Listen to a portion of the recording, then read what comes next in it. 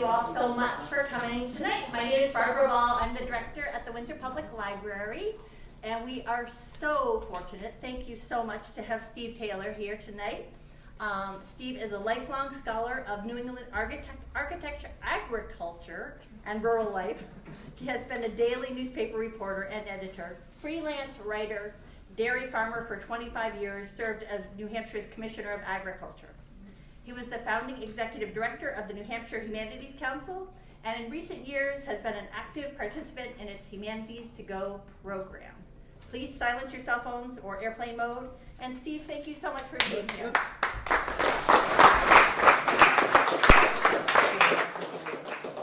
Great, thank you for the invitation to come to Windsor. When those introductions get read off, I know a lot of people think it sounds like a guy can't hold a job, done all kinds of things, and that's okay, that's all right. Anyway, I have deep affection for Windsor because I have roots here. You may not realize, but well, first of all, my father taught senior English at Windsor High School for about 25 years, okay? But I grew up in Plainfield, right over on Freeman Road. It's about 5 miles from here. If you don't know where Freeman Road is, a place that sells tractors, you go a little bit further up that hill. Maxfield Parish was one of our neighbors. But a very interesting aspect of living there, well, we were focused on Windsor. I would say a majority of the people in the west end of Plainfield Township worked here, Goodyear, Cone. I mean, the focus was here. You shopped here. But where I lived on Freeman Road, our mail address was RFD2, Windsor, Vermont. Yep. When I was a student at the University of New Hampshire, they would make me get an affidavit that I lived in Plainfield, although my mail address was Windsor. You know, they're trying to make sure I wasn't cheating on the tuition, you know, the out-of-state tuition business. The other thing, of course, our phone exchange was on the Windsor switchboard. And so our numbers, when you wanted to call somebody, it was before dial. You just pick up the phone, and the woman over here in Windsor say, number please. And you'd say, I want such and such. You'd give them the number. And she'd say, okay, Mr. Taylor. She knew who you were. And of course, we had wonderful party lines, and you all know the stories of party lines. They're just incredible. There was one in Plainfield. It was the 599 line that had 10 parties on it. And, you know, we boys, you know, we love to listen in on the conversation. And I remember two elderly women would tie up the line for hours on end with these idiotic conversations. One would say, yeah, pause. The other one would say, it's all right, let it go, I love it. The other one would say, well, don't look good, does it? Pause. Yeah, you're right. Well, after a while, they'd figure out somebody was listening in on the phone, say, you boys get off the phone, we're going to call the police. Well, there weren't any police, you know. So it's great. And as you heard, I worked in newspapers, been a farmer, and been a state bureaucrat, done a lot of things like that. And in the last few years, I've been barnstorming around the state of New Hampshire. I've come into Vermont quite a bit, in Massachusetts, Maine too, talking about various things, about rural life, agricultural history, things like that. Most recently, one that I've done a great deal in New Hampshire is about the time between World War I and the 1950s, when there were two civilizations in New Hampshire existing side by side, those who had electric power and those who didn't. And those who didn't lived almost exactly the same as you would have lived in the 1890s. Terrible burdens on women. Women were worked to death, fetching water, scrubbing filthy overalls and wash tubs, tending kerosene lamps, just on and on. Really now, we have no conception of what they went through. But if you were around the 1930s in rural New Hampshire, you know what it was like. So it's been fun to do that, and I got some others that I do talks, and it's been a lot of fun. Anyway, so we're here tonight to talk about Upper Valley, and I submit to you it's a preposterous term. Really. Think about it. Say you live in Lancaster or St. Johnsbury or Lyndonville or Colebrook. Upper Valley? What the hell? Are you saying the Connecticut River runs uphill to Ledyard Bridge? They hate that. You know, they're really steamed. Anytime you try to put that over on them, they just laugh at you. So anyway, we have it, and there's no stopping. We've got it, and that's the term, and that's what I want to talk about tonight. Explain where that thing came from. It came from a great newspaper war, a real old-fashioned Donnybrook kind of newspaper war, right here in our little area of the world. First of all, I have to start off with a little history. The Manchester newspapers, the Union in the morning and the Leader in the afternoon, were owned in the 1930s and 40s by a man named Frank Knox. Frank Knox was the vice presidential nominee on the Republican ticket.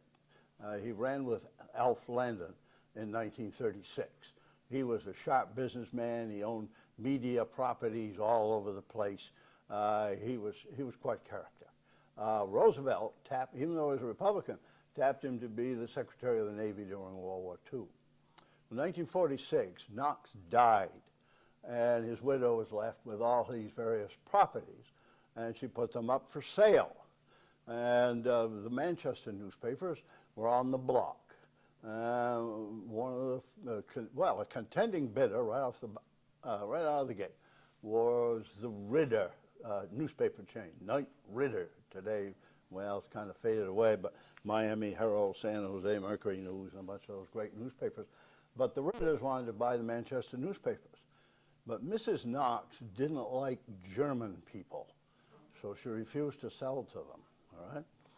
So it stayed on the market.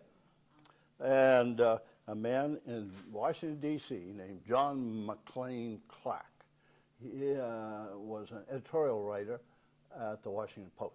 He was a great newspaper man. He was part of the McLean tribe in New Hampshire. They've been governors of important attorneys, they've been businessmen, owned industries, all kinds of things. There's still a bunch of them around today, if it's hard to believe, but they're still out there, and they're very important still in the life of the state of New Hampshire. Well, anyway, John McLean Clark said, I'm going to put in a bid on that Manchester newspaper outfit. So he put his bid in, and at the 11th hour, he was topped by a character named William Loeb. William Loeb, as time went on, turned out to be a journalistic crank. He was Murdoch before we had Murdoch. Absolute horrible journalist. I mean, he wasn't a journalist. He was just a outlaw. Anyway, so Loeb got those newspapers, and I submit it probably changed the history of New Hampshire as much as anything. It was a virulent, vicious, right-wing journal. So anyway, John McLean Clark's devastated. He had hoped this was going to be the deal. He was going to get back to New Hampshire where his family was and take over. Well, he was brokenhearted. He heard there was a little newspaper in Claremont that was up for sale. A man named Lincoln O'Brien owned it, and he came up and put in an offer, and it was accepted. And so in 1947, he purchased the Claremont Daily Eagle. And he immediately set to work to make it a great regional newspaper. He hired top-notch people, had good photography, good editing, good layout, all kinds of things to make a really vibrant newspaper fly. And he brought on board some really outstanding journalistic talent. Some of them who went through the Daily Eagle in the days went on to fame elsewhere in journalism. One was a man named Nelson Bryant. Nelson Bryant was the outdoor columnist for the New York Times for many, many years. He just died just a few years ago. And in his 80s, he was still churning out columns about fishing and hunting and that kind of thing for the Times. A great newspaper man. Another one was Mel Wax. He left the Daily Eagle, eventually became editor of the San Francisco Chronicle. You know, these people, they moved along. Well, 1947, 48, things were really flying. People, you know, it was a thrilling time to be on that newspaper because you had a great editor and publisher, and it was on the ball. And the territory that that newspaper had, its franchise really, went up all the way to Orford and Fairleigh, up in that country, down to Bellows Falls, Charlestown, and then off to the side, okay? It was quite a territory. And they called it the Twin State Valley, all right? The Eagle owned a radio station, WTSV, W Twin State Valley. And so things were just going great, all right? Well, in November 1950, there was a flood of the Sugar River, a freshet, or whatever you want to call it, and Clark and two of his kids went out in a canoe in these raging waters, and it was overturned, and he drowned. Oh, yeah. So Mrs. Clark, Rhoda Shaw Clark, had this newspaper dumped in her lap, and she was mother to 5 kids. I mean, just out of the blue. I mean, just absolutely devastating news, just a punch in the nose, really. But God bless her, she soldiered on through for years, keeping that paper afloat. But in a couple of years' time, well, in less than a year's time, after Clark's death, there were 2 hot shots, young Ivy League guys on the news staff who said, we could run a paper better than she. You know, they thought the paper was losing its mojo and maybe something could be done that would go in a direction they wanted to go in. So the name, one was a man named Allen Butler Jr. Allen Butler Sr. was married to Mabel Churchill. Mabel Churchill was daughter of Winston Churchill, not the guy in England, the guy over here in Cornish, all right? All right, Allen Butler Sr. was a very famous pediatrician at the Mass General Hospital and Harvard Medical School. And the interesting thing about him was he advocated in the 1940s for a single-payer health system for the United States. And he got run out of town. He got run out of the profession. They called him a communist. You know, the medical profession, no damn way, and stopped it in its tracks. You know, Truman was president, it could have gone, and it could have gone, but the medical community just whipped it. So anyway, that's, okay, here's his son, Allen Butler Jr. He had a very rich wife. Her name was Augustine Pardee Butler, and she was called Dee. And the other guy was a guy named Jim Farley. Well, Allen Butler had gone to Harvard, Jim Farley had gone to Dartmouth. And they both had served in World War II, greatest generation type guys. Jim Farley, his wife was Martha Bacon from a famous old Boston publishing house, Allen Bacon. And so she had some money too, so things are good. Well, they said, damn it, we're going to start our own newspaper. So they went up to Lebanon and started a new newspaper, basically carving the top half of the Eagle territory off. And so they're going to start this new newspaper. Well, they started out, they leased a former Kaiser Fraser car dealership. That's on the way to going towards Wilder Dam. And they got a press, and they got a franchise to have the Associated Press. To do that, they had to claim a Vermont address. So their address is still Box 877, White River Junction, Vermont, even though their plant is in New Hampshire. So they did that, and they bought the mailing, the subscription list of a weekly in White River called The Landmark, and here they go. And so in June 9th, 1952, I remember the day clearly. I was in the West Lebanon barber shop getting a haircut so I would look decent for my 8th grade graduation. And in came Allen Butler with an armload of the new newspaper, okay? Well, they had thought about having it be the Valley Times. They found out there was already a Valley Times down in Pennsylvania, so they call it Valley News. Well, one of the immediate challenges was how do they define the territory we're covering versus the Eagle? They said, Tri-Towns, Hanover, Lebanon, White River. That didn't really do it. They came up with Upper Valley. All right. Okay, Upper Valley it is. So that's what they did. They started it up. So this territory that they claimed, really you could draw a line roughly from Cornish through Windsor on the south and then up the river. But anyway, what happened then was a classic newspaper war, fighting it out for survival. Everybody lost money. They lost a pile of money. Mrs. Clark lost money. And Augustine Pardee Butler shoveled money into the newspaper to keep it afloat while they were getting it off the ground. It was incredible. The critical thing, really, I would argue, that saved the Valley News after a year or so. The people of Lebanon up that way are all bemused with these Ivy League boys with their rich wives, thought they were a bunch of dilettantes, and what the hell. But there was a great forest fire on Grantham Mountain, and the two newspapers went head-to-head on coverage. And the Valley News hired a plane to take aerial photos. The Eagle had great photos, everything.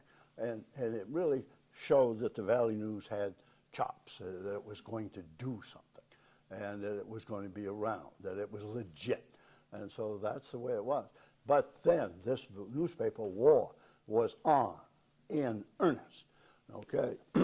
Newspaper fighting it out, getting the story first, getting the best pictures, getting the news ahead of the other outfit.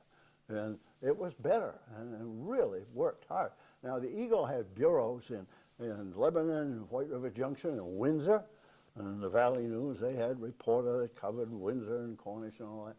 And it really went at it hard. But to give you, it reached ludicrous proportions. I was a kid in 4-H, 1955, won a trip to Washington.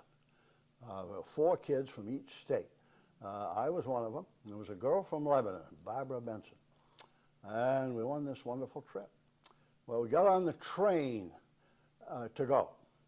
They were all dressed up with a necktie and coat on. She had on a big puffy dress, and oh my God. And the conductor thought it was a shotgun wedding. But anyway, so we went off to Washington. But as we were getting on the train, Valley News photographer's there, he takes our picture. So the next day on the front page of the Valley News, picture off to Washington. And these 2 kids, one from Plainfield, one from Lebanon, going to Washington. Well, that came into the Eagle newsroom the next day. They said, oh my God, we can't let this get ahead of us. So they called up the Associated Press Bureau in Washington and ordered up a picture of the 2 of us posed up by the Washington Monument. And so that was on the front page the next day.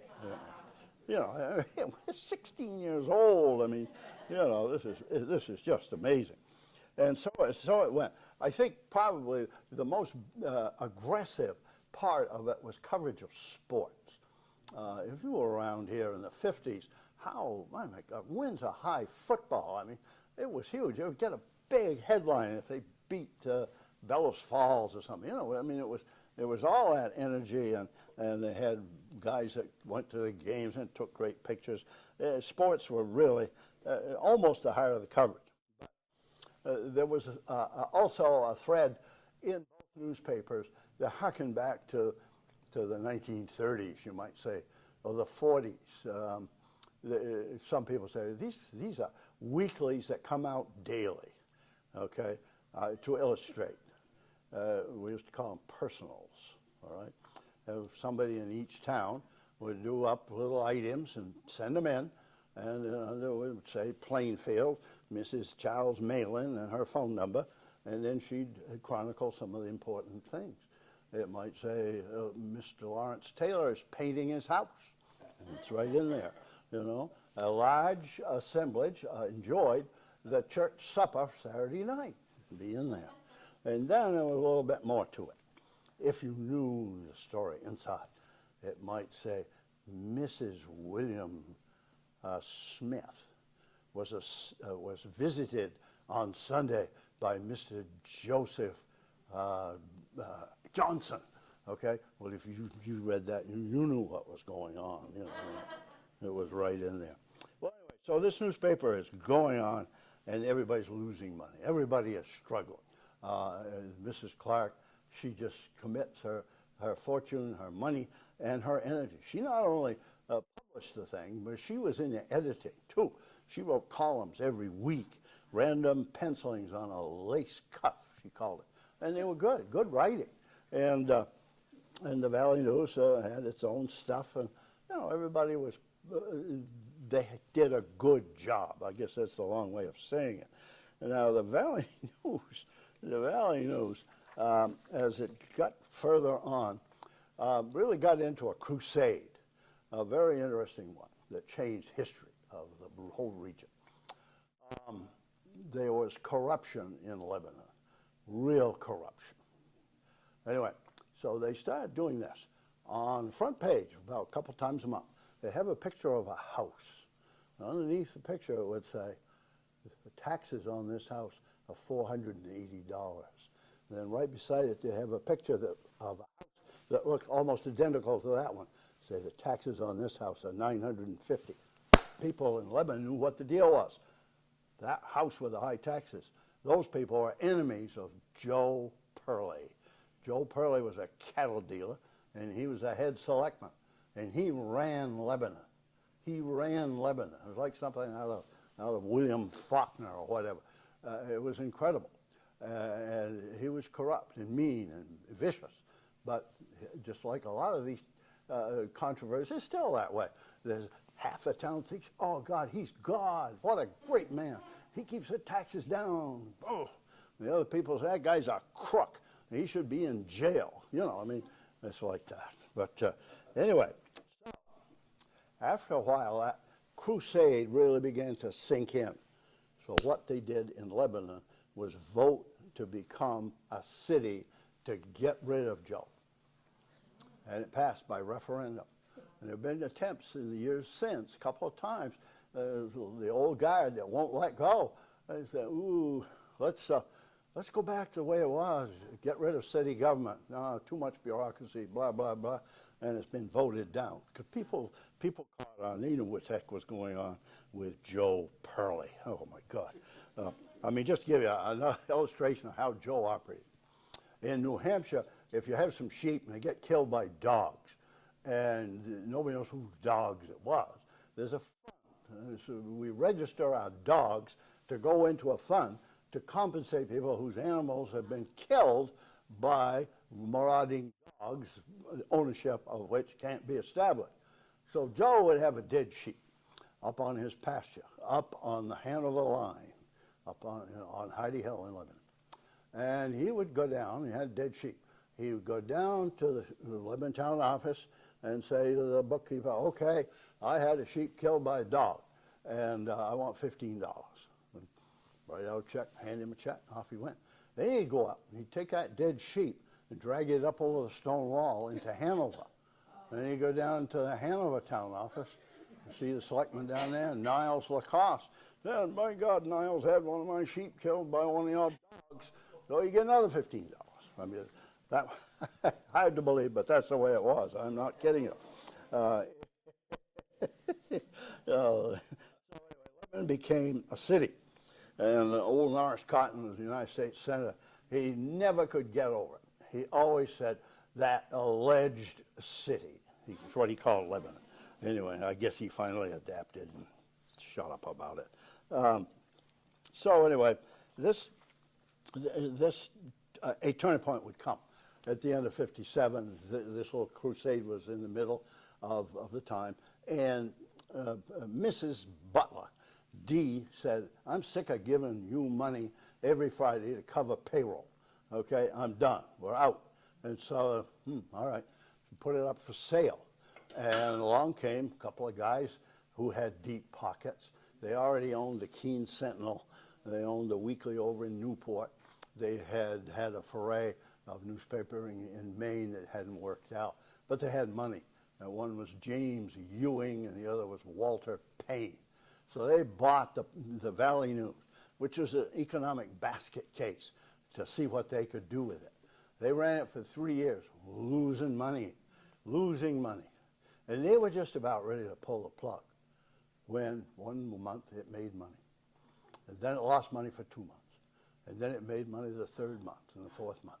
And so at the end of the year, the Valley News made money. And Mrs. Clark, by that point, had said to hell with competing. And she just pulled back and said, Claremont is our area. When it's to hell with Lebanon and Hanover, we're not going to try. And so that was a turning point.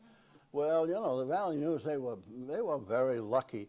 The interstate highways came, the Dartmouth College and the medical center were exploding. And so, you know, they picked up the advertising base that followed that. So it's, that's what happened. Eventually, another year, it would be in '62, Mrs. Clark said, I've had it, I'm done. And she sold the Eagle. And by then it had become the Eagle Times, because there was a Times that was started in Springfield, and it lasted about a week or something. And so they took it over and became the Eagle Times. And so here we go, and rolling along merrily, and Mrs. Clark says, I've had it, I'm out, and left it up to the Valley News to have their territory, and the Eagle will be down there. So it's interesting to think about what was going on in the 1950s while this was all playing out right here in our territory. A bunch of things. Agriculture was consolidating. Hill country agriculture was fading away from thousands of farms. I mean, just drive around Brownsville and look around. I look at a barn, I say, they milked cows there at one time. They haven't milked cows there 40, 50 years, maybe more. But they were all over. Plainfield, Cornish, up the river, it was consolidating. Fewer and fewer farms. The remaining ones getting a little bigger, to the point now we have a farm right up in Bradford that milks 3,200 cows. Think how many 20-cow dairy farms that represents. I mean, it's huge. It's state-of-the-art, high production, everything runs like clockwork, but that's the way it is. Agriculture consolidating. The textile mills were declining. One by one, the woolen mills like Queechee and Hartford and Enfield and Lebanon, they either shut down or they went bankrupt and faded away. The machine tool industry in Claremont, Springfield, and Windsor began to suffer from Japanese competition. The technology was changing faster than they could keep up, and they were shrinking. And by the 70s, of course, you all know what happened. They were gone. But, you know, it's sad.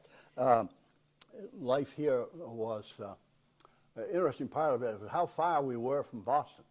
I mean, if you wanted to go to a Red Sox game in those days, I remember clearly, it was almost 4 hours on 2-lane roads. You know, we were really isolated. You could take the train, maybe. Train seemed like it took forever, but eventually you'd get there. And land was cheap. You could buy land here for $10 an acre. If my late wife and I had had any money, when we got married, we could have bought land in Plainfield, hundreds of acres of land for $10 an acre. Think of it. I mean, just amazing. And people would be glad to have it taken off their hands, a lot of it. Well, we didn't have any money, so that didn't happen. But pretty soon, with those interstate highways coming, there were some sharp people said, that land's going to go up a little bit.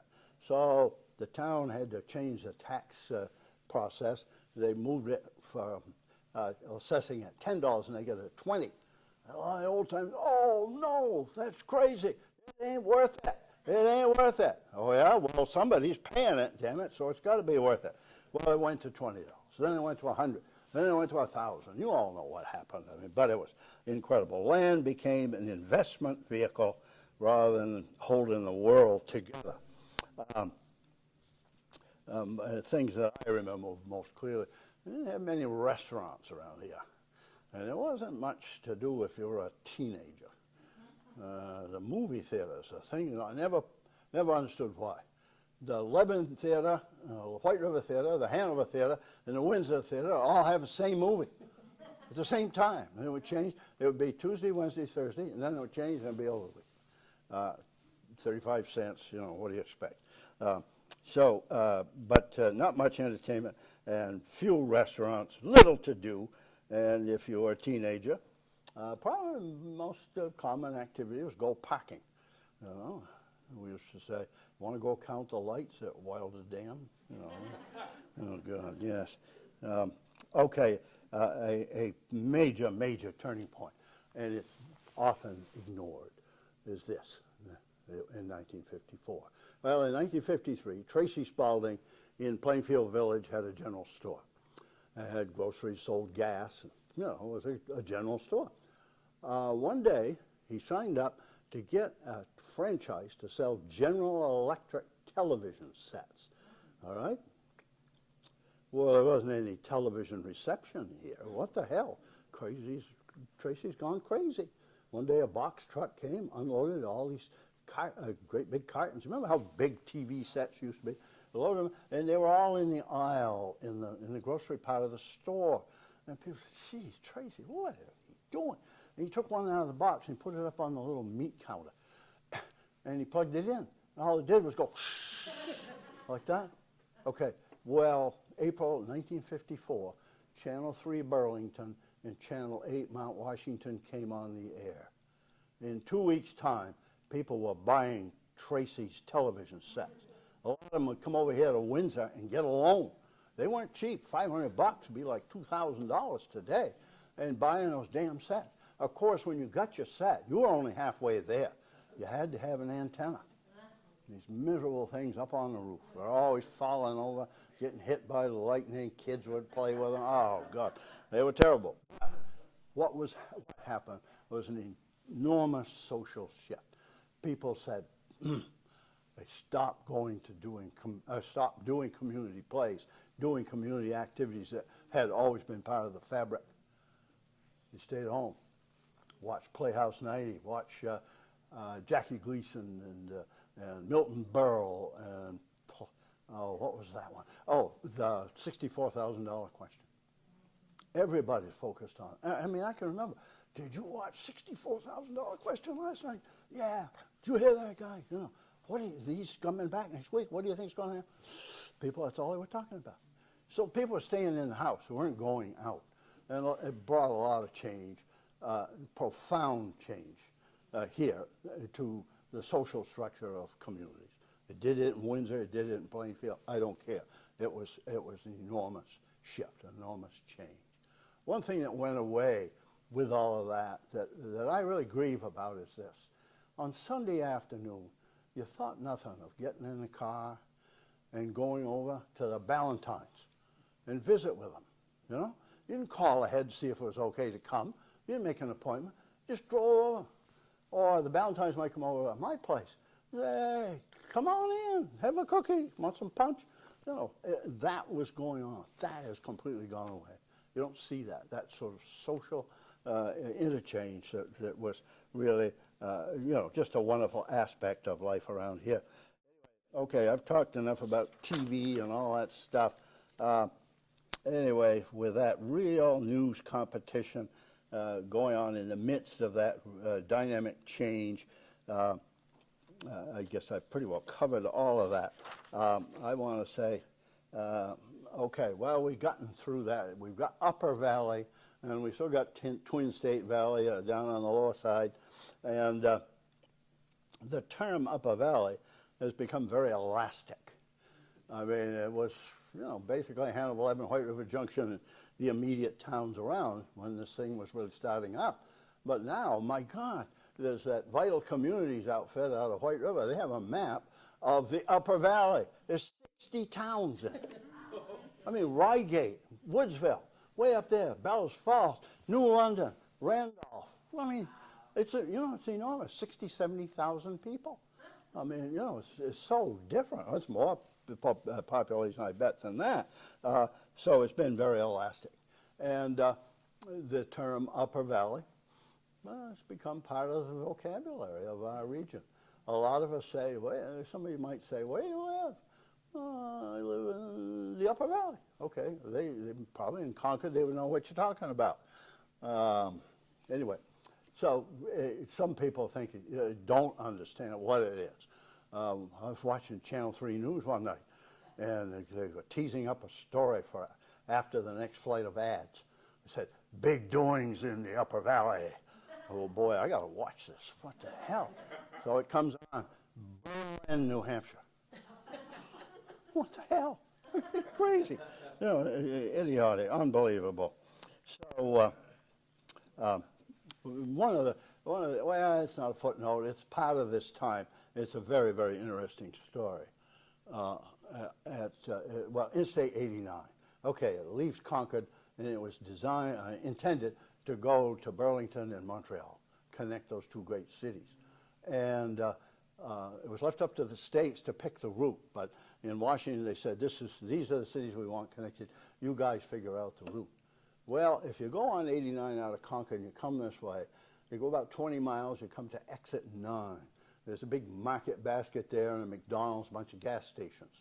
Well, the road goes like that, but the road could have gone like that. People in Claremont, Springfield, Rutland said that road should go south of Mount Sunapee and cross the Connecticut River and go over to Rutland and up the west side of Vermont.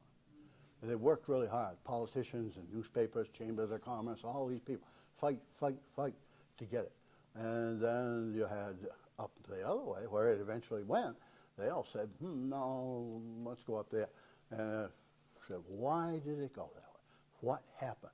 1963, the Federal Highway Administration in Washington said, I'm sick of this whole thing. This is where it's going to go. And that's where it went. But James Cleveland, Congressman, New London. Norris Cotton, United States Senator, Lebanon. Lane Dwinell, Governor, Lebanon. Carl E. Kelton, White River Junction, Chairman of the Vermont Highway Board. And Dartmouth College. You watch Dartmouth College, they get what they want. Always. They never lose. They're still at it. Anyway, you don't want to play poker with those guys. They're tough. Anyway, all right. Well, so the great changes, I think I kind of touched on them. The disappearance of the hill country culture. It saddens me because it was a wonderful time. Carlton Gray was a great auctioneer up in Thetford for a long time. He died about 30 years ago, but I remember talking to him before he died. He said, I made a lot of money, but I sold out a way of life. Just think about it. I mean, it was time when a family could milk 20, 25 cows, have a big garden, raise some pigs, and there'd be money at the end of the year, send a kid to college. Forget it. That's not going to happen today. So I talked about the textile industry, and then, of course, the coming of the interstates with the route that was chosen for 89. Actually, 91, and originally the intent was to have it go up the west side of Connecticut, up through Pittsfield, up that way, and Springfield and Hartford said, no way, it's coming through our country, and that's where it ended up. Okay, all right, I've talked about the machine tool sector. And again, I have to emphasize the rise of Dartmouth College and Dartmouth Hitchcock Medical Center. And I trace it really to June 1953, the commencement at Dartmouth College. They invited Dwight D. Eisenhower to come and give a speech at the commencement. And he made this very famous speech where he said, don't join the book burners, meaning stop McCarthy, all right? And Dartmouth, up to that point, was largely a rich boy northeastern institution. That got them national credibility and attention, and they were off and running after that. And then, of course, that medical center, it's just, I saw a number the other day with all these clinics, they're just taking over Littleton. It's like 16,000 employees, the biggest private sector employer in New Hampshire. It's a huge enterprise, big operation. But I have to say, the economy has diversified. It's a lot better than we really give it credit for around here because it is diversified. We got technology. There's this outfit, you ever heard of it there? Novo Nordisk. It's up in White River. They're making that drug that makes you lose weight. And, heavens, it's amazing. And they're in there, and you got all kinds of people doing research quietly, developing new ideas, all this tech stuff. We got healthcare, of course. It's a tremendous industry. Mount Scottney's part of it. Claremont and New London and up in Lebanon and down in Keene. It is a big. The thing about it it doesn't bother me, but it's a fact, is these people that come to work at that place, they're highly paid, they're highly educated, they work very hard, but they have no time for community. You couldn't get them here tonight. They wouldn't come. No, they're focused on their jobs, and that's it. And a lot of them aren't here for very long. They ship out and go somewhere else, and then more other people will come. Education, of course, Dartmouth College and research. Manufacturing, we've got some pretty interesting manufacturing right in our midst. They drive around between Claremont and Newport, a little place called Latva Machine. They employ about 60, 70 people doing this high precision machining of metal parts that end up in defense stuff and everything. Up in Lebanon, we got that Hypertherm. I mean, that started from scratch, and now it's a global leader. It's state-of-the-art manufacturing, Timken Aerospace, and some others. Okay, let's see. I don't want to leave anything out. Well, we got retail. Although retail now is it's a little squishy. I don't care where you are. It's not what it was. The online shopping has changed everything. I mean, look at the West Lebanon plazas there. J.C. Penney's gone, Kmart's gone. Everything changed. All that went away. But we still got quite a bit of retail nonetheless. We have transportation, distribution. Still got some resource-oriented economic activity, forestry, big farms, but a lot of smaller farms. I love to go down Route 5 right out of Windsor. Go down and look at those meadows. Absolutely beautiful. Just terrific. Anybody remember Lydia Gould? Yeah, there you go. She farmed and milked 25 cows. And what a beautiful farm, and she kept it. And I guess it's all protected, all up and down. It's wonderful. And away they go. Okay, tourism. We do have quite a lot of tourism. If you don't believe me, go over to Quechee Gorge. Oh, my God. That Quechee Antiques Mall, these buses come in from Texas, and people pile off, and y'all got rolling pins. They want all this crazy stuff. And they spend for it. They love it. Okay, tourism, financial services. I don't know how the heck we can support so many wealth managers. Holy smoke. Well, somebody's making money, so they wouldn't be here. And then we've got retirement and leisure. We got right down here you've got Cedar, and you go up to Lebanon, you've got Woodlands, and you got Harvest Hill, and Hanover, you got a mega operation at Kendall.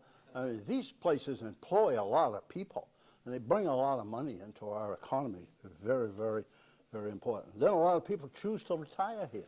They say, this is a nice place to be in retirement if they've got the money to afford the real estate. Well, I think I've talked long enough, and maybe somebody got some questions or observations you'd like to throw out right here. So if the Valley News starts the term Upper Valley, how did it go from the Valley News to become a general term? I think just the Valley News just kept saying, we cover the Upper Valley. People said, oh, okay. When we had real telephone books, I remember going and counting up the Upper Valley, this or that. There was a ton of them. And now it's way more if you want to spend some time online. You can find, there's a lot of these charity organizations, service businesses, Upper Valley. Yeah, Yeah. yeah, yeah. So did it take the Upper Valley into its name, or was it always Valley News? No, Valley News is the name, and that's the name of the newspaper. That's it. If you look on there, on the top of the front page, it says Valley News, the newspaper of the Upper Valley. Yeah. That's the way they've done it. Yes, 1 and 1. Yeah, go ahead. I'm from Vital Communities, so I got a good chuckle out of how you described our map, which is actually 69 communities. But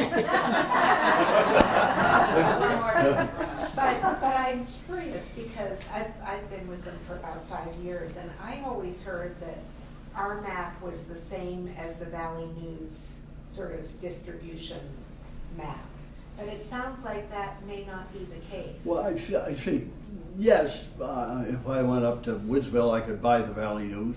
I can buy it in New London, I can buy it in Randolph, but they're not strong there. I mean, the Valley News, like all newspapers, is suffering. They're barely hanging on because all these local businesses that supported local journalism, you know, furniture stores, lumber yards, the drug stores, local banks, all those things, gone away.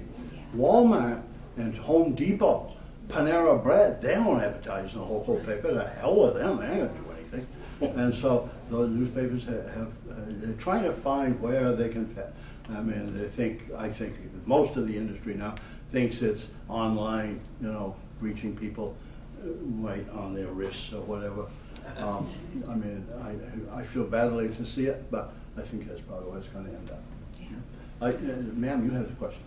I was curious about Claremont because my mother-in-law told me that Claremont used to be the Mecca. In other It words, was. that's where you went shopping. Yes. And all of a sudden it switched. And she mentioned something about when the highway went through, but I was curious about what was the timing and why did it go away?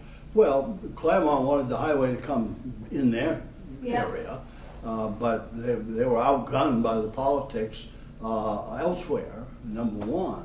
But, you know, Claremont had all their eggs in one basket. Joy Manufacturing. It always used to be Sullivan Machine. And Joy Manufacturing took it over, and they were based out in Pittsburgh or someplace.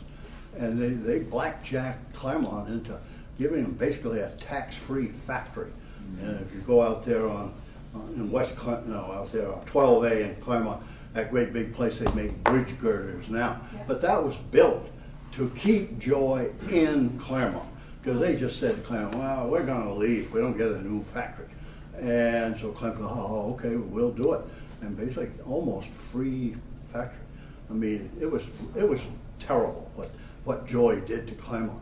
I mean, at its peak, 1,500 people worked for Joy. Yeah. You know, they were good union jobs, metalworking, and right around Claremont. And Claremont, like you say, I guess a Friday night, everybody went to Claremont shop. Yeah. And think of all the wonderful stores they had there. I remember Houghton Simon's department store. I remember that. They had those vacuum tubes. You know, you would make your purchase, and give your money to the clerk, and she put it in a little tube thing. Up it would go, and somebody up on the third floor would make the change, and you know, kind of men's stores or women's stores. There was one place called the Pleasant Restaurant. I mean, that was a place to go. It was wonderful. I mean, it was common folks. It wasn't high end, but Claremont was a place. It really was. David Heller. Yeah. David Hellis, the Queen Shop. And a wonderful one. It was called the Army Navy store. That was place. So you get war surplus things, blue jeans. Okay, wow, it was great.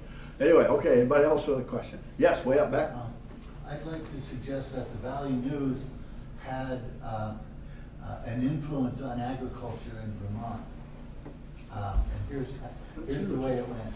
I used to help this elder beekeeper in White River named Bill Matson. He was one of those real frugal guys. And so he had beehives throughout Vermont, and it just end to end. And I'd help him. And often when I'd be taking the outer cover off, on the top were those pieces of metal from the Valley News. Press plates, sure. So Yeah. I'd be going to, lift it up to put the smoke in, and I could read something, I think it was backwards. But it was very interesting. So he had, Oh, that's good. he went over to the Valley News and he'd get all those plates, and then he'd put them on the top of his beehive to. Sure, And yeah. so, But you talk about it, the Valley News having influence on agriculture. I like to hear that. I think that's true. I mean, we cover agricultural stories, you know, what's going on, drought, somebody's doing something new with strawberries, all of that. That's great.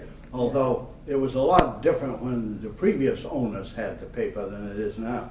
Because the new owners came in 1981. And one of the first things they dropped was the East Thetford Commission sale summary. You know, what did cows go for? What did beef go for? What did calves go for? They said, oh, that belongs in our paper, get it out of here. But anyway, yeah. One more important thing that I think of in the Valley News is there used to be a reporter named Sarah Taylor who reported on Windsor select board meetings.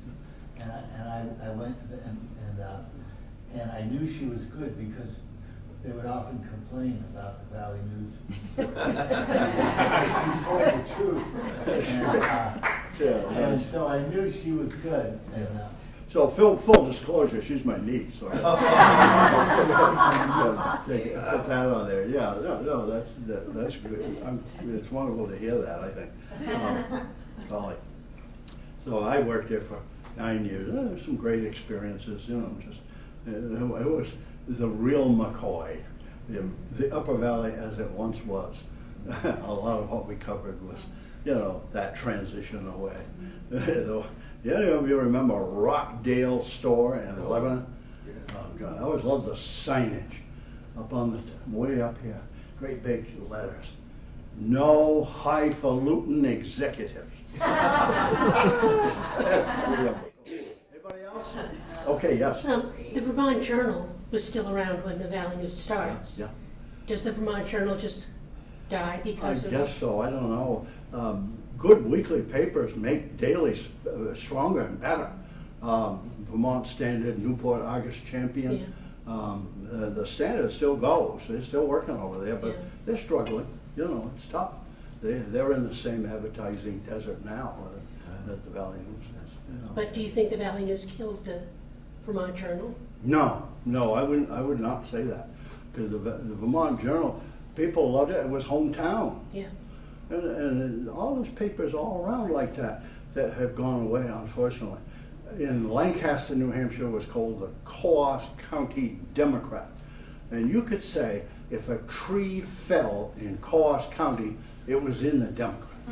And people, you know, they lived in Arizona, they had some tie back, you know, in their childhood maybe, back in Lancaster or Coos County. And they subscribed, they loved it. But the advertising punch just hit them too. And they sold it to a chain that has a bunch of those weekly papers in there. It's a quarter of what it used to be. Yeah. Anybody else? Okay, let's go home. No Red Sox tonight.